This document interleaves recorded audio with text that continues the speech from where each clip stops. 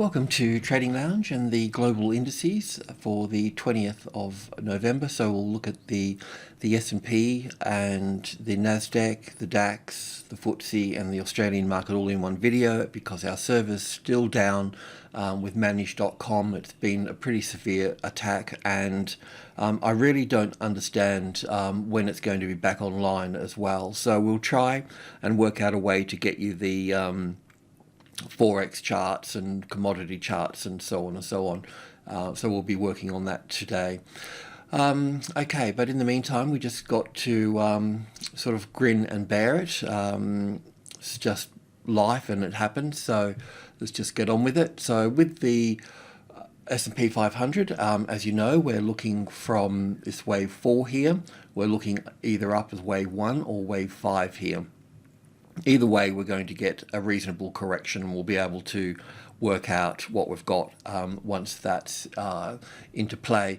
The move in this section up through here, as you know, we're looking for 5 waves and we've got wave 3 at the top here. Wave 4 is an ABC correction, and then we're looking up for wave 1 and back for wave 2, and then we'll see wave 3, 4 and 5 move up above the 4,000 area. So let's go in and take a closer look at that. So you can see the orange wave 4 there, minor degree wave 4 here, and we're looking up for wave 1 here, and I've gone back to my original count where we've got wave 1 here, an A wave here, a B wave here, and a C wave coming down through here. Will it come back to the 50-60% retracement level in that box? I don't know, because it might just come down closer to the 3,500 and then move up from that point. But we'll look at that structure a bit more closely. But we're in that space there. So let's go to the 4-hour chart. Here, this is how we're looking at it. So the A wave, an A and a B and a C for the B wave, and working lower into wave C here for this. Is it possible to put wave 2 over here for this? I think it is. So I'm just going to do that, and the reason for that is because the NASDAQ's got a little bit of a different count where its wave 2 is already in play, and we can look at this as wave 1 up here, and an ABC coming back for wave 2 here, and then moving straight up from this point here. Right, so we just need to be prepared for that as well. But otherwise, we can see this is a 1, 2, 3, 4, and 5 to come down here further. And then I'm thinking of seeing it move up from that particular point. But if the NASI drags it up, then it just leaves this here as an A and a B and a C correction. So let's go in and take a closer look at that one. So on the 1-hour chart. So as it stands at the moment, we can look this down here as the A wave, and the A, B and C here for the B wave, and then 1 and 2 here, and 3 here and 4 here coming back to the wave 4 of 1 lesser degree roughly here, and then wave 5 to move down here. So this wave 5 will be somewhere in the length of wave 1 and wave 3 coming into here, but we've got really good support at 35. As Oleg mentioned, that there is options support at 34 here, down at the 61.8%. Can it move down to that point? Well, the way that it could do that is having 1, 2, 3, 4, 5 to here, and then looking at all of that as just wave 1 here, and then coming back for wave 2 here, you know what I mean, and then coming down for wave 3 here. I think one of the key things here, though, is that if the 36 here becomes the support for any reason whatsoever, then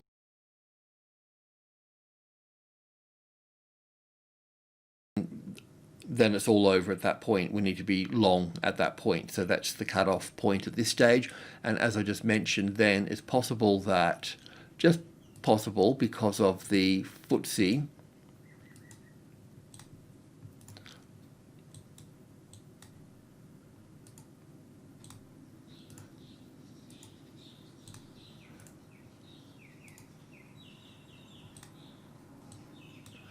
it's not working out very well, is it? Not just grabbing that little, that's the one we want. So it's possible that this is wave 1 here. So we don't want to miss the upside. So I've just got to point that out there, which would leave wave 2 at this point here, but that would still leave us long above the 3600 here. Okay, but otherwise we'll be looking for that 1, 2, 3, 4, 5 to come down here further, so we can look at that on the 15-minute chart.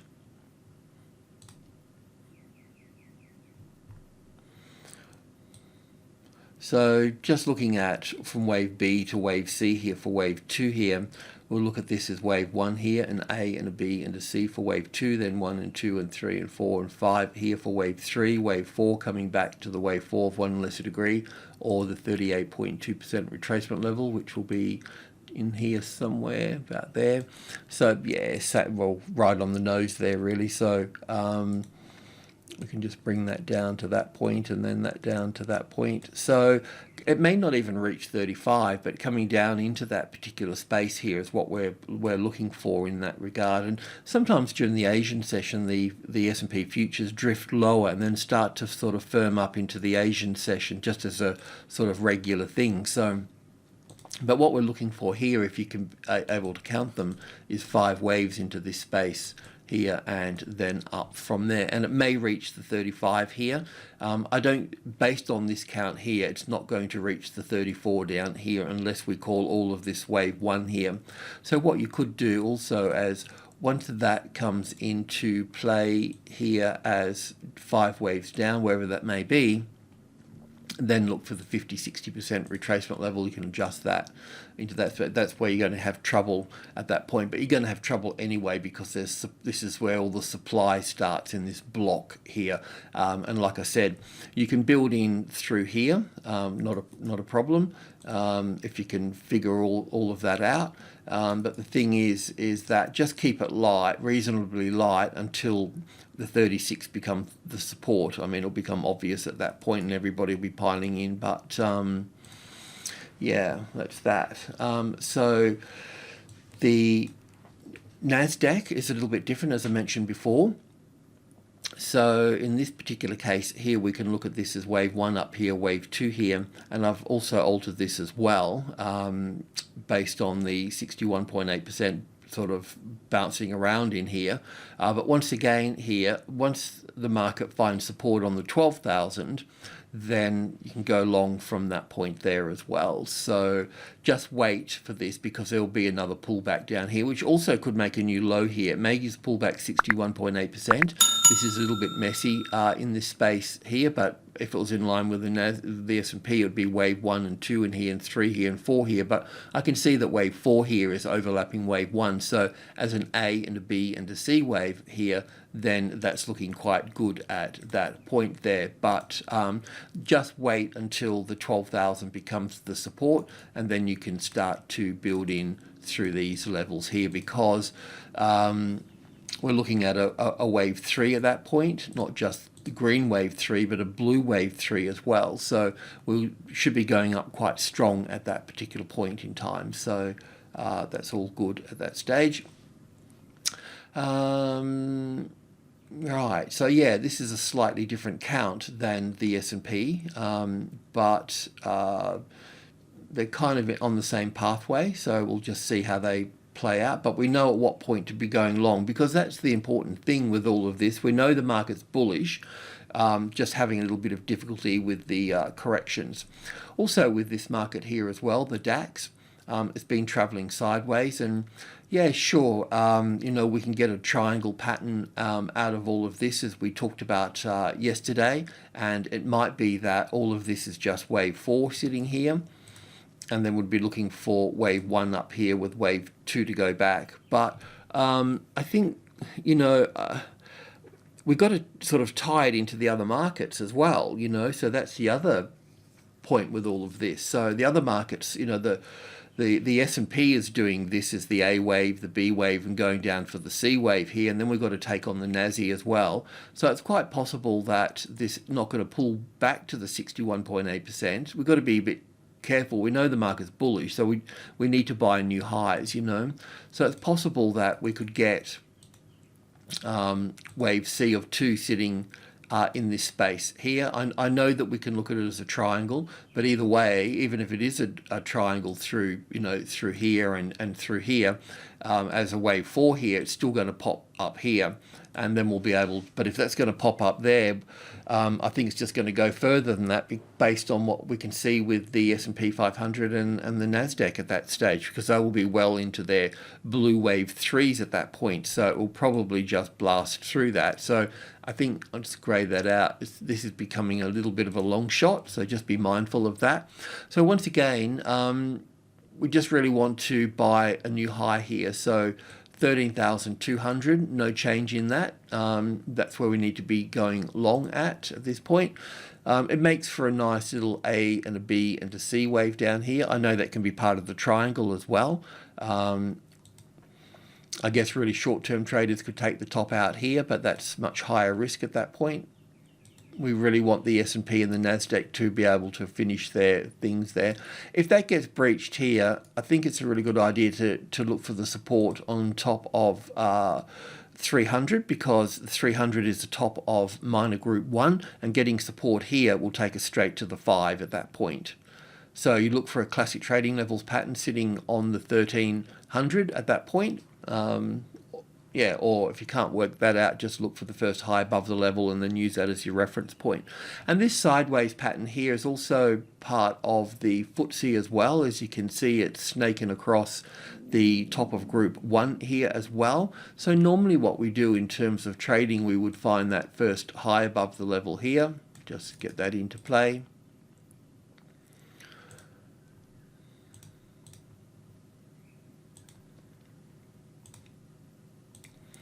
And then we would just drop it to the next level down here. So that's what we can do at that point. So also from that high to that low there, the 6.4 here is the 50-60% retracement level. So the 6.4 we could say as support would be the catalyst for the market to move up at that point there. Now the 50-60% retracement level is down here, but this doesn't really want to head down, does it? I mean, it is heading down, I mean, obviously, but it's sort of reluctantly sort of moving down at this point. So we could look at this here as 1 and 2 and 3 and ABC for 4 and down for 5 here, and have an ABC back up here, and then have this wave down as 3, 4 and 5 down here. That's all possible as well, but sitting above the 61.8% and not necessarily above that previous high there, we'll refine that a little bit. So we want that 6.4 there as the tested support, and we want the first high above the level in terms of the market moving up here, looking for that first high above the level as the reference point. Once that's in, then you can move in up at that point. We'll take a look at that on the 15-minute chart here. So yesterday we were talking about this correction here being a correction, but it's not confirmed until we take that low out. So that low's been taken out, so we can call that a correction. We could look at this as 1 and 2 and 3 and ABC for wave 4 here, and then down for 5 here. So as I mentioned, the 50-60% retracement level, let's just go back over this here. So from here down to those lows there.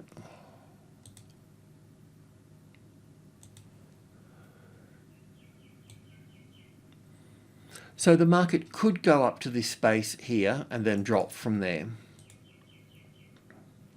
into this space. So that's why you need that 6.4 as the support, and then you can move into it from that point. Otherwise, we could still be in the downward trend here as 1 and 2 and 3 and 4 and 5 here for this, and we may even be down to this space, up into this little box here.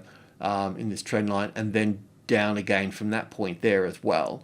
So if that's the case and we end up just being fully bearish on Friday and not recovering, then we know that the trend has changed and we can go down further from that. But in a bullish market, we expect the Thursday to be bearish, and then Friday and the Monday to be bullish, so we can look for that. You could obviously get in earlier with all of this, but I'll leave that up to you and your own setups. But I can tell you, sitting on the 64 here as the support, would see the market move up higher from that point, and you want to be adding on above the 6.5. You want to be adding on the 650. You want to be building in above the 6.4 at that point. Okay, let's move on to the Australian market. Oops, which one did I move then? I moved the wrong one, so let's move that out of the way. The Australian market's been doing much the same as the other markets, so we've been toying with the Australian market being wave 1 up here. The other markets around the world, we've been looking at that as wave 1. Can we put wave 2 here and have this in line with the NASDAQ? The banks have been, we've got this here as an A wave here, B wave here, and a C wave here. The banks have been moving up from these current lows here. As you know, we can have a look at A and Z. So that's in sort of early October, just before October here. And then if we just take A and Z, because it was in reach, so that was before October here. So we've been looking at this as 1 and 2 and 1 and 2 here, and going up for a third wave here. So it's still got further to move up here in all of this. But we can't really count this. I suppose we could count it at 1 and 2 and 1 and 2. I suppose that's possible. Just doesn't have the right look and feel about it, that's all. We know that the XJO, the ASX200, gets skewed by the mining, so it's just always pulled between those two. If those two are running together, then this market is easy to read. But if it's switching and moving based on the commodities, well, then it can be a little bit tricky at that point. Let me just check on the iron ore. Well, see, the iron ore's gone through the 800 now, and one of the good things here, is that we've got 5 waves here, 1 and 2 and 3 and 4 and 5 here. So it is looking bullish. I don't like how this ended here. So that's a bit of a concern, because we could have this down here as a 5-wave sequence here, and then an A wave and a B wave and a C wave here, pulling back up to the 61.8%. So just put that in to here, and when we do that, we have to take it from that low. So that brings us in at this point here. So it's just one little hurdle that we just got to get through here. So let's just put that in here. It's not like the 61.8% here is the tested support yet here, but if that's the case, then we know that we're bullish at that point, because this hasn't finished off in 5 waves here. It's finished off in 3 waves, so an A and a B and a C here is quite, it was on the cards here, so we could come down further from this point here. I would expect that after 5 waves anyway, we'll have some sort of ABC pattern coming into play. So we'll either move up from that point, and we can look at that being the positive side for the metals in Australia, or we're going to be retesting this and coming down lower at that point. So we'll just get past this step here now for that. And so soon we'll know if this is bullish or not, and we can take it from that point. So that's that. But definitely the banks are bullish, and they started the same time as the XJO has done. I just want to have a look at. Crude oil. I know we're still heading up in 5 waves from that point.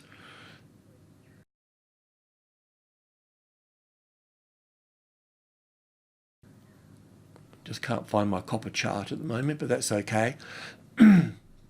So, yeah, I'm not really sure how to count this here. That's the truth of the matter. I can put wave 1 here, which is my original count on the tick chart, and it's in line with the SP500. But then, we never really got a good wave 2. So, maybe even we can still have this up here, because if we're talking about the level here, normally what we look for is the arrival, the reaction, the first high above the level, and then the ABC correction like that.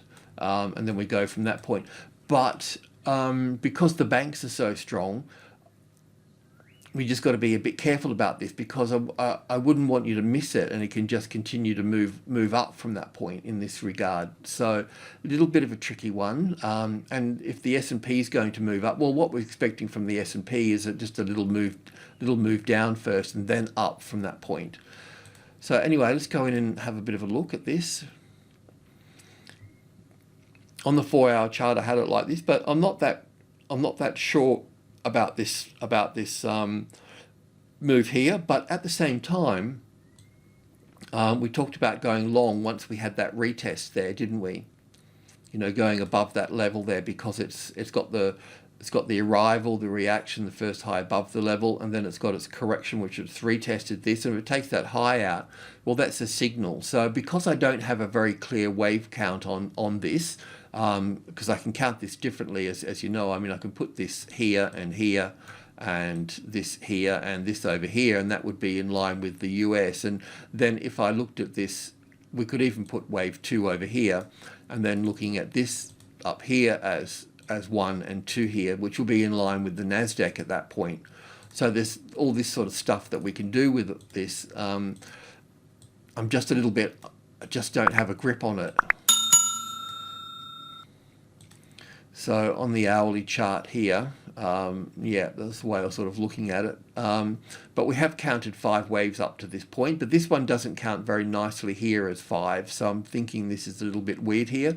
But yeah, I mean, if this high gets taken out here, then we need to move with that. I know there's 5 waves in this little move here, and I know that we could probably squeeze 5 out of here. So you could have as an A and a B and a C here with 5 waves down here, because that looks like 5 waves down. Here's an A and a B and a C here, and then dropping from that point. But if that top is taken out here, if that top is taken out, then that's not going to be an ABC. That's going to be part of a more bullish trend at that point. So then I know that's 5 waves here.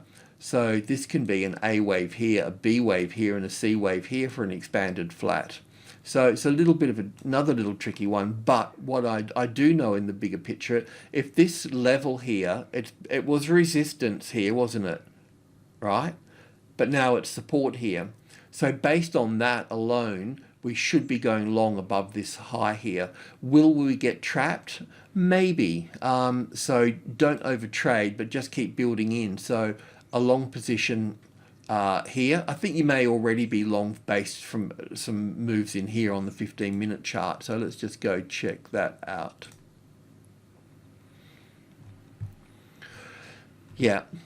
So if you are long in here, then you can move your stop up here, because we've got 1, 2, 3, 4, 5 here. So under here should be safe, and we can look to copy that and put that above here as well. And also we want to be looking to build on top of the 6-6 here, because if it's going to fail, that's where it's going to fail from. So you could even take profit at that point and then just look for the classic trading levels pattern again, and then move in again at that point. That's what I would do anyway. See, this just doesn't count well as 5 waves. I mean, I can force it as 1 and 2 in here, and then 1 and 2 and 3 and 4 and 5 the third wave, A, B, C for the 4th wave and the 5th wave, but it's just so small compared to wave 1 and 5 here. So that really breaks the Elliott rule. There's only 3 rules, and that's one that really doesn't get broken. So yeah, what do you do about that? So the other way to count that, this appears to be in 5 waves here. So this wave 5 being over, this would be the correct way to count it. But it still just doesn't look right for this. I wouldn't put that there, so we'd have to put that there as the wave 1 and wave 2 coming back into this space.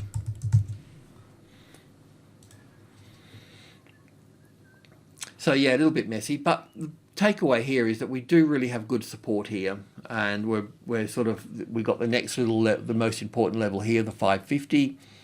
So that's looking quite chirpy now at that point, isn't it? I mean, I'd go long off these highs here myself.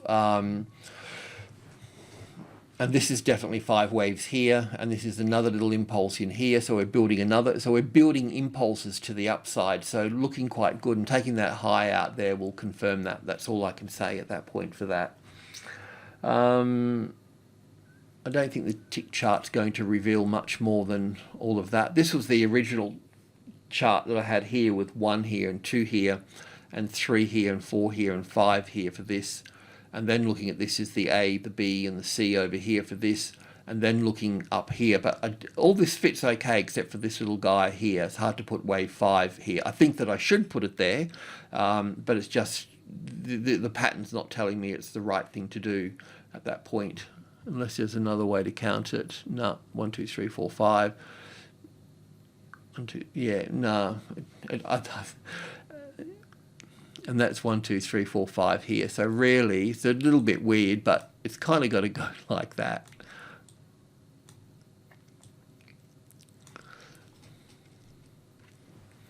Anyway, if Friday seems to be a little bit bullish in the first hour, then you know it's going to be like that right through to pretty much all the way through to Tuesday at that point. Okay, I'll leave it at that. Thanks for tuning in. Appreciate it. Cheers.